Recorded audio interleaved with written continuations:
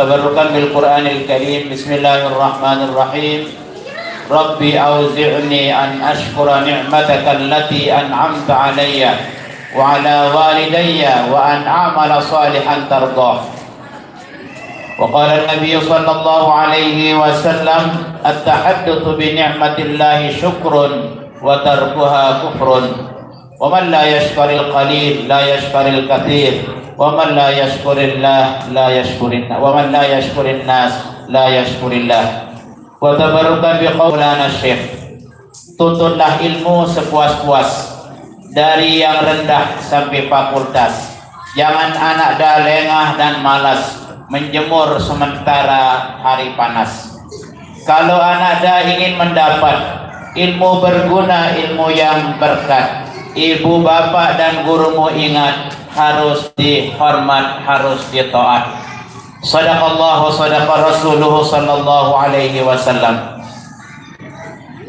Yang dihormati pimpinan Yayasan Pondok Pesantren Bahrul Ulum Nahdlatul Watan beserta seluruh jajaran pengurusnya, pimpinan dan asatidz yang ada di dalamnya, Bapak Kepala Desa Gunung Malang beserta seluruh jajarannya yang kami hormati, para wali murid, tamu undangan. Singkat ini kita tasyakur penamatan salah satu dari kegiatan rutinitas pondok pesantren. Karena itu mudah-mudahan anak-anakku yang tamat tahun ini diberikan ilmu yang berkah oleh Allah Subhanahu wa taala, dapat berguna sehingga ilmu yang menjaga kita. Kepala desa kedua dari pimpinan pondok pesantren maupun kepala desa pertama dan ketiga. Karena saat ini ya diapit oleh yang pertama dan ketiga. Oleh karenanya dari Bapak pimpinan yayasan juga tadi sudah memberikan banyak arahan-arahan. Oleh karenanya puncak kegiatan kita hari ini adalah kita diajak tasyakur. Apa arti tasyakur? Bareng-bareng berusaha baju-baju bersyukur yang kepada Allah Subhanahu wa taala. Apa yang kita syukuri? Oleh Imam Hujjatul Islam Imam Al-Ghazali mengatakan bahwa an-ni'amu qisman. Nikmat yang wajib kita syukuri itu ada dua. Ada namanya nikmatud diniyah dan ada namanya nikmatud dunyawiyah. Ada dua macam, satu wajib kesyukurin sida Allah menurut Imam Ghazali Hujjatul Islam. Pertama deparan aran nikmat agama, nikmatud diniyah, nikmat agama. Yang kedua ada namanya nikmatud dunyawiyah, nikmat keduniaan. Keduanya ini ada pada kita semua. Pertama, kita disuruh mensyukuri nikmat dunyawiyah, nikmat keduniaan. Nikmat dunia ini ada dua macam. Ada namanya nikmatun naf'i wa nikmatud dab'i. Apa kena bahasa Arab nih? Ya. Nikmatun naf'i artinya nikmat manfaat. Berduit ilmu bermanfaat, berduit jabatan bermanfaat, berduit pemikiran bermanfaat, berduit kereng kelambi bermanfaat, berduit madrasah bermanfaat, berduit bangkat kebun bermanfaat, berduit pegawaian di laut, jadi angkatan laut mereka kepala niki. Itu manfaat dunia namanya. Wajib kita syukuri. Berduit kebun bangkat, berduit kepe menang, bau bermanfaat, bau jadi biaya anak sekolah, bau tekedu nyumbang nyantun anak yatim. Itu dunia yang bermanfaat. Beliau Pak Kepala Desa tatkala menjanjikan anak-anakku 50.000. Jangan lihat 50.000-nya, tapi lihat orang yang memberinya. Al-hadiyah ala qadril muhdi. Jangan lihat angkanya kalau ada sebuah pemberian, tapi lihat siapa yang memberi. Pemberian dari ayah 100.000 biasa, tapi pemberian dari Pak Kepala Desa 50.000 biasa atau luar biasa? luar biasa, karena tidak biasa, karena jarang-jarang, ya. Makanya kelihatan luar biasa, karena jarang-jarang. Ya. Tatkala apa saja yang kita diberikan oleh Allah di dunia ini dapat kita manfaatkan untuk yang baik, itu namanya nikmatun naf'i, nikmat manfaat.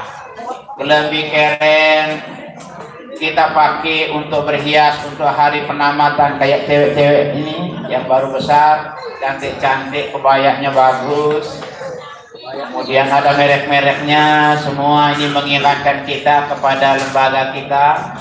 Nah, ini dimanfaatkan semua. Makanya hari ini pertama kita syukuri manfaat yang Allah berikan kepada kita. Umur kita dimanfaatkan untuk belajar, ilmu kita dimanfaatkan untuk kreativitas kita.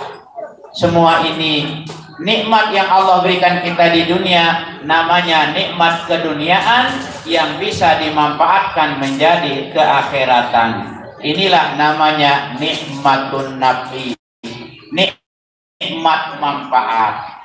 Nah, ibu-ibu punya harta benda, ikut memeriahkan ini sebagai tanda kesyukuran kita. Anak kita telah 3 tahun belajar di tempat ini, yang MI 6 tahun, Sanawi Aliyah 3 tahun.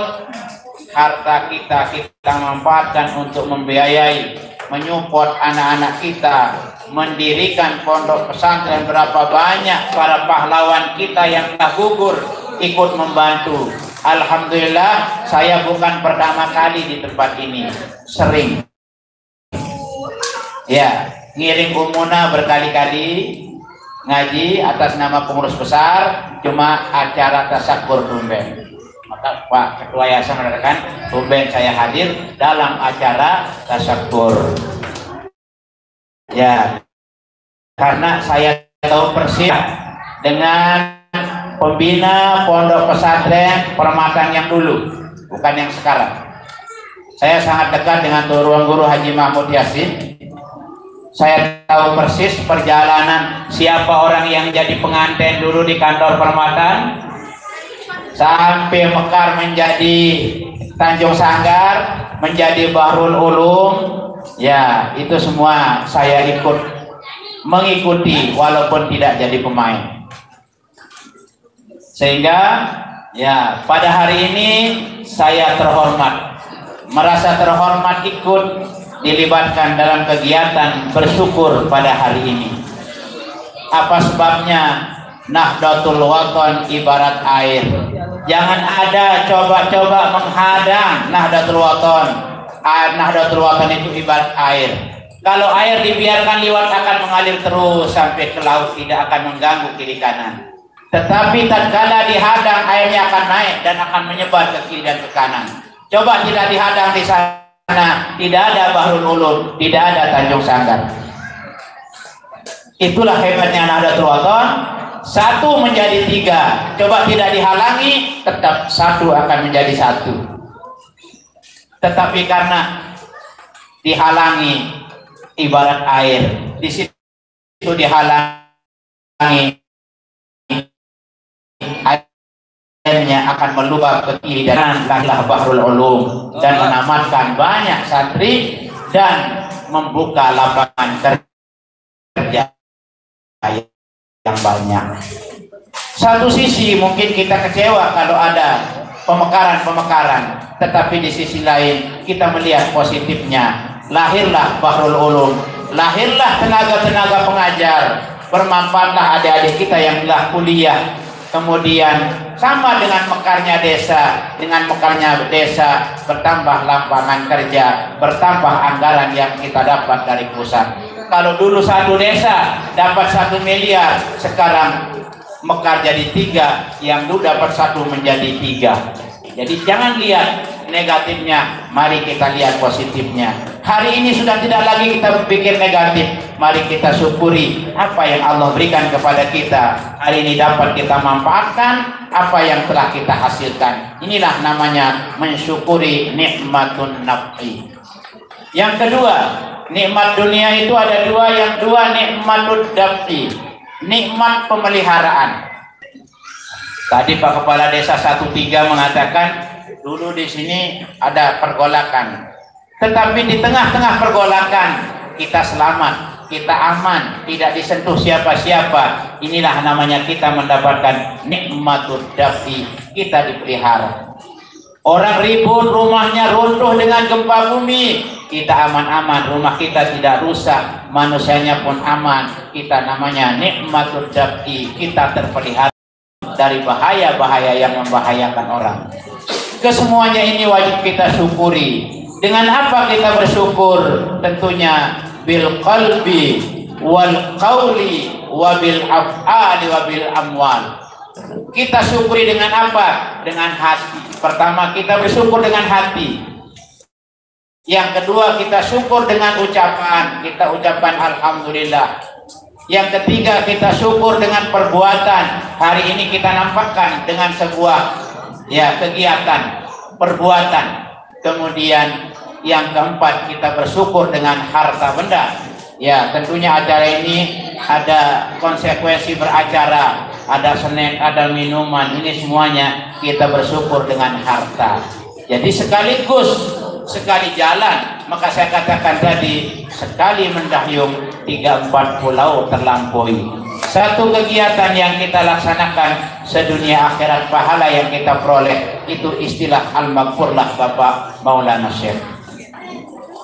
Itu yang pertama yang wajib kita syukuri, nikmat keduniaan yang berkaitan dengan kemanfaatan. Yang kedua, kita mendapatkan terpelihara dari bahaya. Banyak orang meninggal, banyak orang hanyut, banyak orang rusak rumahnya dengan gempa. Alhamdulillah kita masih tenang-tenang. Banyak pondok-pondok pesantren yang muridnya semakin sedikit, kita alhamdulillah seperti namanya Bahrul Ulum. Ya, lautan ilmu, lautan manusia juga insya Allah ke depan. Yang kedua, kata Imam Ghazali, nikmat yang wajib kita syukuri namanya nikmatud diniyah, nikmat keagamaan. Lalu nikmat keagamaan ini ada dua, ada namanya nikmatul taufik wa nikmatul ismah. Apa namanya nikmatul taufik? Allah memberikan kita bimbingan, kita Allah Ta'ala petunjuk, bimbingan, kena doang pegawaian te, kena doang pikiran te, kena doang program te, ya nikmatut taufik. Ya, karena taufik itu, siapa yang mendapatkan taufik pasti mendapatkan hidayah. Siapa mendapat hidayah belum tentu mendapatkan taufik. Maka kita di dalam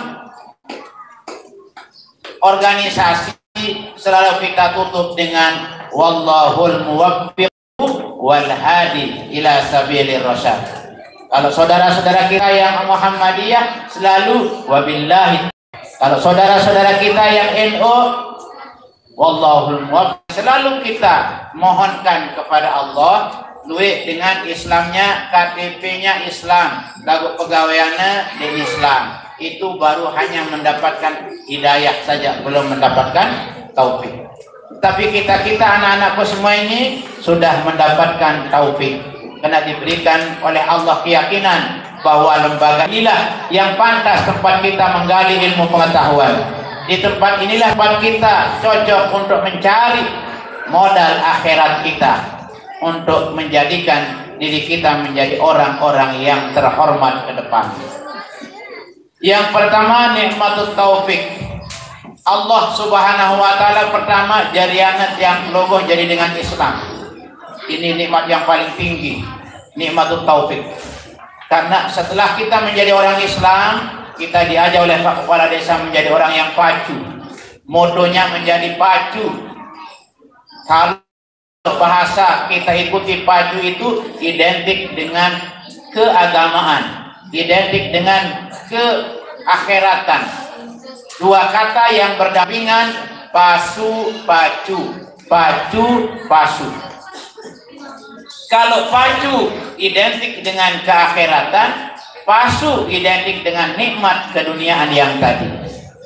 Karena itu nikmat agama yang pertama Allah memberikan kita taufik bimbingan. Ibu-ibu ikan taufik insyaallah taala terbimbing kena untuk pelungguh serah bija jadi pelungguh sekolah. Sehingga di zaman makin hanya pondok pesantren ya yang kita bisa yakini. Sepakat ulama-ulama mutaakhirin bahwa pondok pesantren menjadi filter, menjadi penyaring yang paling jitu, menjaring, menjaga akhlak, menjaga pergaulan anak jarin yang pelungguh. Namun kurikulum mirip-mirip doang bentuk sekolah pada sumber kurikulum tetapi penanam pesantren memang kita merdeka. Pondok pesantren susah memikirkan bagaimana untuk bisa kegiatan seperti pondok pesantren.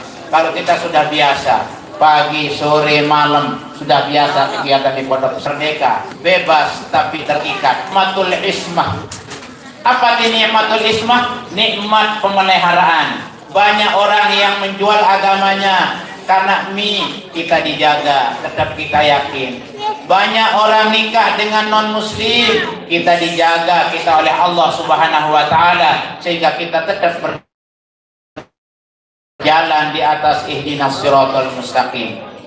Tatkala kita terhindar dari syirik, terhindar kita dari murtad, terhindar kita dari perbuatan-perbuatan yang tidak dibolehkan oleh agama, maka itulah namanya nikmatul ismah. Dipelihara dari hal yang akan menurunkan nilai iman takwa kita, dan kita diberi bimbingan agar kita dan anak-anak kita menjadi orang-orang yang pandai bersyukur terhadap nikmat Allah Subhanahu wa taala.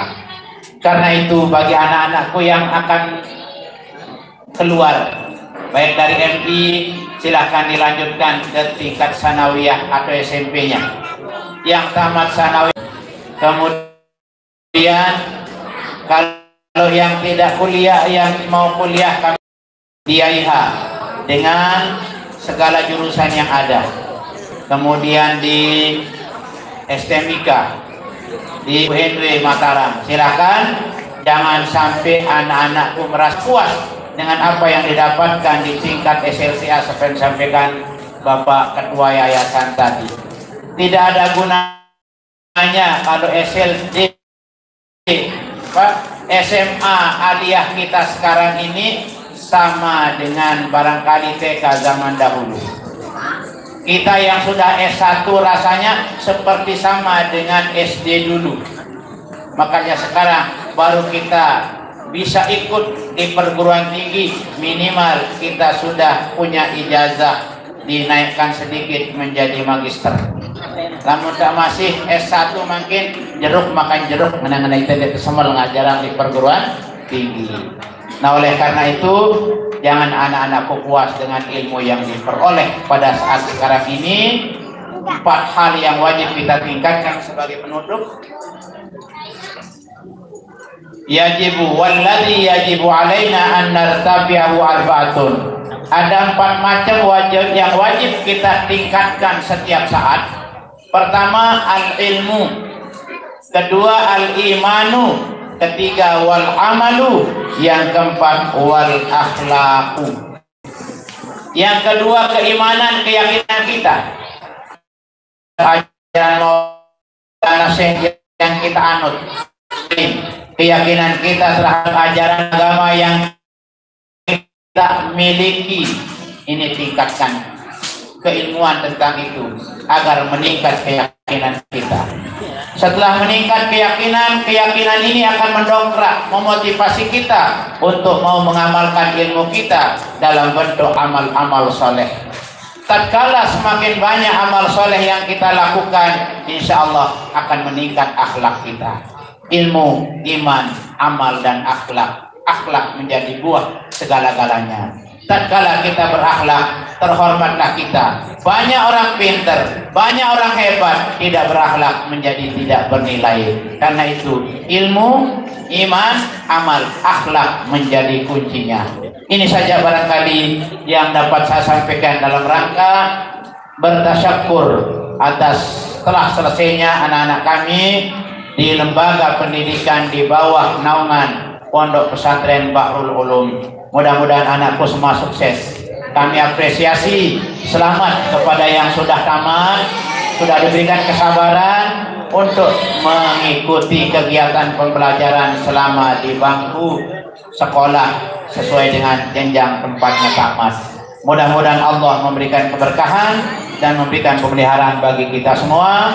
Mudah-mudahan anak-anak kami menjadi generasi Islami, generasi Qurani yang dapat mewarnai daerah kita sebagai salah satu penentu ya SDM kita sangat menentukan dalam kemajuan daerah dan desa kita. Terima kasih atas segala perhatian dan mohon maaf atas segala kekurangan. Wallahul muwaffiq wal hadi ila sabilir rasyad. Assalamualaikum warahmatullahi wabarakatuh.